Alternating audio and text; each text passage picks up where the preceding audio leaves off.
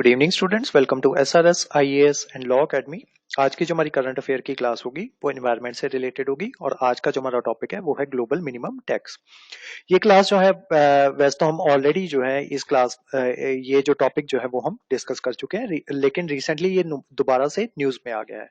तो ये न्यूज में होने का रीजन ये है कि रिसेंटली जो है आपके यूरोपियन यूनियन मेंबर्स जो है वो एग्री कर गए हैं कि मिनिमम टैक्स रेट जो है 15% वो बड़ी बड़ी जो बिग बिजनेसेस जो है उनके ऊपर लगाया जाना चाहिए। और ये जो है इसको फ्रेम किया गया था 2011 में by organisation for economic cooperation and development, OECD द्वारा ये जो है चीज जो है इसको फ्रेम किया गया था। मतलब उनके द्वारा ये सबसे पहले जो है ये कहा गया था कि जो बड़ी बड़ी कंपनीज जो है उनके ऊपर 15% टैक्स जो है वो लगाया जाना चाहिए, लेकिन उस टाइम पे यूरोपियन मेंबर्स जो थे वो नहीं माने थे। 2021 में इसको लाया गया था। 136 कंट्रीज जो थी इंक्लूडिंग इंडिया वो मान गए थे कि इस प्लान के ऊपर कि हमें जो है 15% टैक्स जो है बड़े बड़े बिजनेसेस जो है उनके ऊपर लगाना चाहिए। लेकिन यूरोपियन यूनियन जो था वो नहीं मान रहा था। अब फाइनली यूरोपियन यूनियन मान गया, तो इसी वजह से ये चीज दोबारा से न्यूज में आ गई है। तो अब देखते हैं ग्लोबल मिनिमम टैक्स जो है ये क्या है। Global minimum tax GMT applies a standard minimum tax rate to define corporate income base worldwide, कि एक कॉर्पोरेट इनकम बेस जो है वो वर्ल्ड वाइड ये डिफाइन करेगा।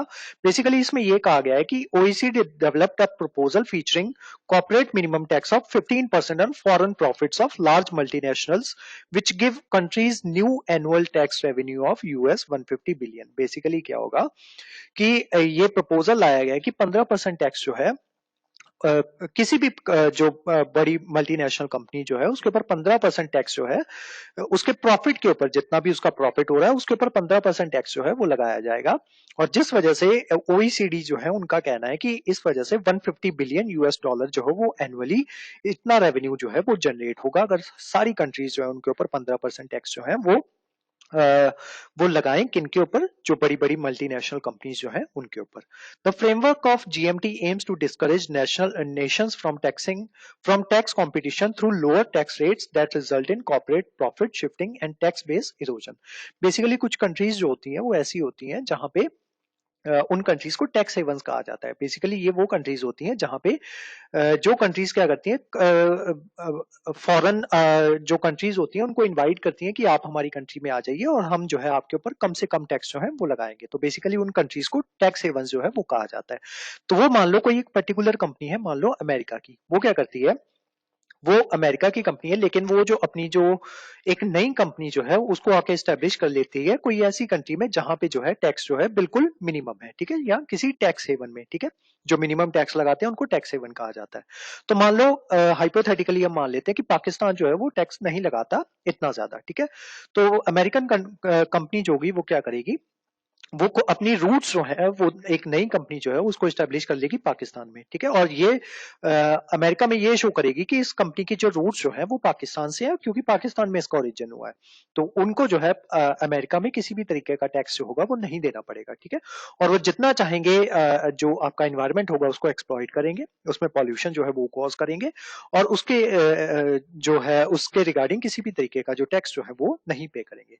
तो ऐसी कंट्रीज जहां पे जो है कम से कम टैक्स पे करना पड़े उनको टैक्स हेवंस कहा जाता है। और ये जो बड़ी मल्टीनेशनल कंपनीज जो होती हैं ये ऐसी कंट्रीज को प्रेफर करती हैं।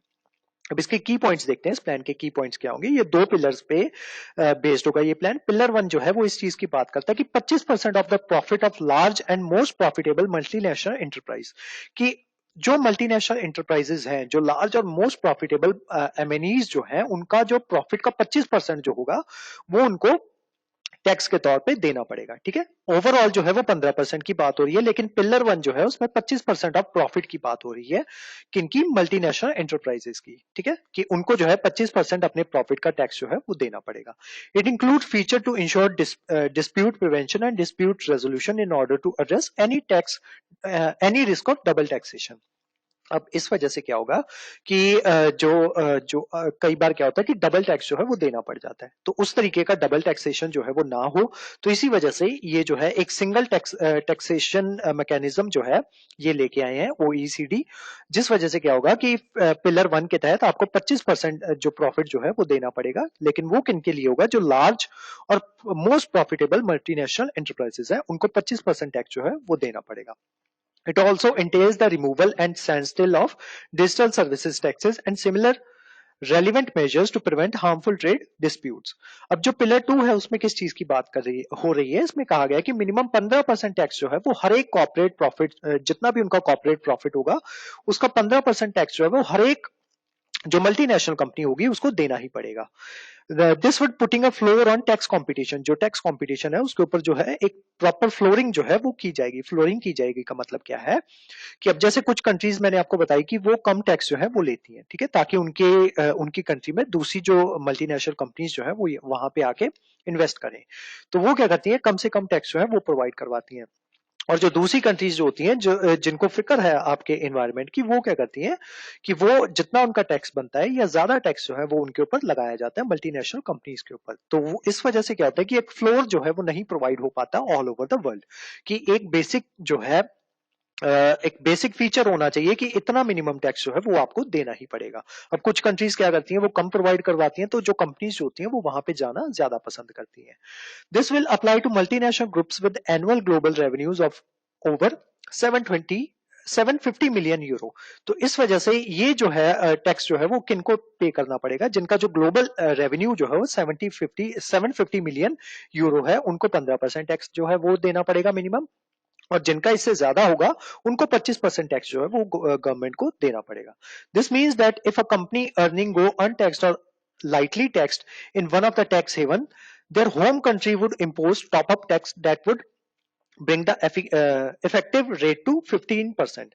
कि अगर कोई कंट्री जो है, जो कोई कंपनी जो है किसी एक कंट्री की, वो दूसरी कंट्री में अपनी कंपनी जो है उसको स्टेब्लिश कर लेती है, और वहां पे मान लो वहां पे जो टैक्स रेट है वो हम हाइपोथेटिकली मान के चलते हैं कि वहां पे टैक्स रेट जो है वो 15% की बजाय 5% है. तो उन्होंने 5% टैक्स तो मान लो वहां पे पे कर दिया, लेकिन ये जो बचता हुआ 10% टैक्स होगा उसको अपनी कंट्री को पे करना ही पड़ेगा. ठीक है, तो ये मतलब है कि इफेक्टिव रेट जो है उसको 15% के बराबर लाया जाएगा. अब इसके ऑब्जेक्टिव क्या है, तो इसका बेसिक ऑब्जेक्टिव यही है कि जो टैक्स हेवंस जो है उनको जो है खत्म करना है, कि टैक्स हेवन जो है वो टैक्स जो है वो कलेक्ट नहीं करते, और उनको खत्म करके ये जो आपका जो ये है बड़ी बड़ी नेशनल कंपनीज जो है, मल्टीनेशनल कंपनीज जो है, इनको टैक्स के दायरे में लाया जाए, और ये जितना पॉल्यूशन कॉज करते हैं उसी के अकॉर्डिंग इनसे जो है वो टैक्स लिया जाए. अब इसका सिग्निफिकेंस क्या होगा, it would end the race to the bottom. Race to the bottom का मतलब ये है कि वही जो competition between nation, state and companies जो है, where product quality and rational economic decisions are sacrificed.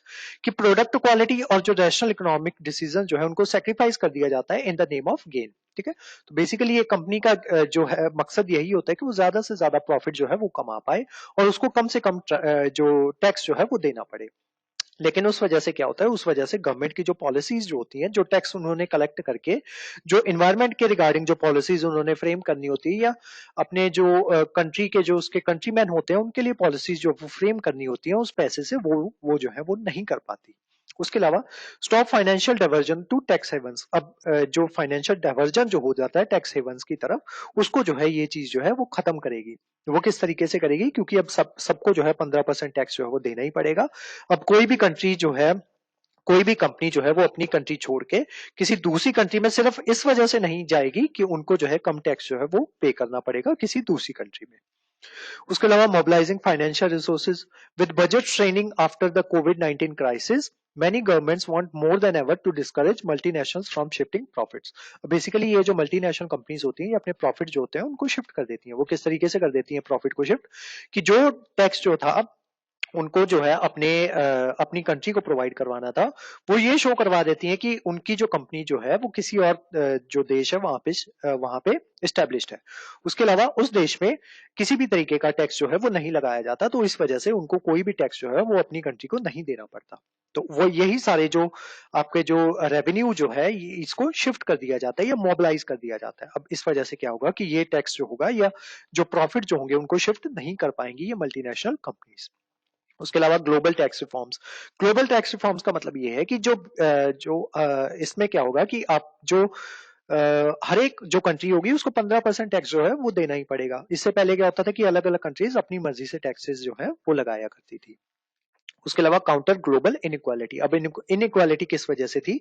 वही सेम रीजन की अलग अलग कंट्रीज जो थी वो अलग अलग टैक्सेस लगाती थी, जिस वजह से ग्लोबल इनइक्वालिटी थी। अब उस चीज को ये जो आपका जो कॉमन टैक्स जो है 15% का लगाया जाएगा, उससे काउंटर किया जा सकता है। It is believed that the plan will also help counter rising global inequality by making it tougher for large businesses to pay low taxes by availing the services of tax havens. ठीक है, तो ये सारे जो हो गए, ये आपके सिग्निफिकेंस हो गए कि इस मूव से क्या सिग्निफिकेंस जो है वो सामने आएंगे। अब इसमें कुछ इश्यूज भी हैं। इश्यूज कौन कौन से हैं वो देख लेते हैं। Impending sovereignty. इंपेंडिंग सॉवरेनिटी का मतलब ये होता है, किसी देश की सॉवरेनिटी का मतलब ये होता है कि वो देश अपने देश के डिसीजन जो है, अपने देश के रिगार्डिंग जितने भी डिसीजन जो है उसको फेयर मैनर में ले सके अपनी मर्जी से।